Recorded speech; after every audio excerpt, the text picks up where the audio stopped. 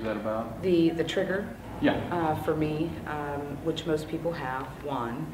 And mine was when they charged my son with felony first-degree murder.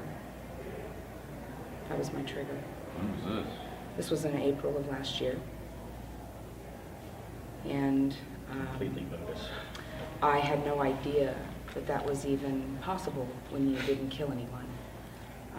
I had no idea that being, you know, my basic story is my son told someone where they could buy marijuana, and the guy that he had known from school 7 months earlier had joined a gang. And when they came with the premeditation of robbing them, and they tried to kill my son. They shot my son first. They shot the gentleman who had the marijuana and killed him, which was our former state senator's brother. Who? Ron Betts. That's his brother. Mm-hmm. Was Ronald Betts, is that right? Yes. Okay, I can look it all up. But go, keep Yeah. going. So for me, it was a dreaded phone call. You know, I didn't know at that moment whether my son was dead or alive. The police were very uncaring, very dry, very cold. It was a moment that any parent would dread, let alone the next day your son being arrested for first-degree felony murder. But what it's done for me... One other quick thing. Sure. Shot in what way? The robbers, Yeah. the ones who testified at the preliminary that they had premeditated the robbery.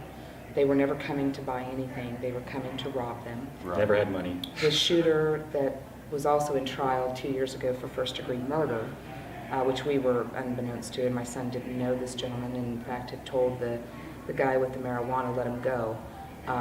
There's something wrong with the guy in the passenger seat, and he didn't, and he took it upon himself to go get them and bring them in the house, in which 60 seconds later they opened fire. Your son's injuries? Were through the upper thigh, out the thigh, in his side, and then his back. Shot twice. Once. So, When my Great. son, when the guy pulled the gun, my son, you know, duck, crouch, some way. Okay, Yeah. I get it. and So, yeah, well, this is quite a life-changing incident. it is for anyone.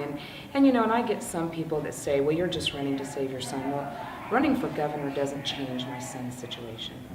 Mm-hmm. It doesn't make the charges go away. And the reality is, I would hope that any parent facing an unjust law, my son faces a minimum of 25 years in prison Yeah, before first he's degree. eligible Yeah. for parole. And he didn't shoot anyone. And he's not a felon. He doesn't have any felonies. He's a good kid. If you met him, you'd be surprised. You'd be like, what? Yeah, I mean, it really is. He doesn't even have his ears pierced. So Right. for me, basically what I realized, the first question I asked was, how do you charge someone with first-degree felony murder that didn't kill anyone? Mm-hmm. And then when I went to the preliminary for the co-defendants, the gang members, and I listened to two of them testify against the other two, how this was all premeditated. They were going to rob him.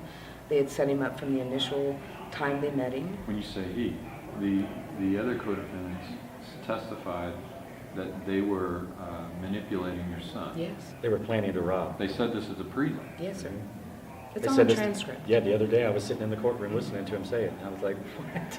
The Yeah. prelim was recently? My son's prelim was recently. The co-defendant's prelim was back in November. Was your son bound over? Yes, sir. And the judge really didn't seem too excited. You can read the article that the reporter did. In fact, he used the words unfair, unjust, and harsh. But because he is bound to favor in light of the prosecutors, he bound it for trial, which bothered me. And I know everybody else was going, everybody else was kind of in arms about the fact that they were binding him over. But the words that stuck with me was that we favor the state.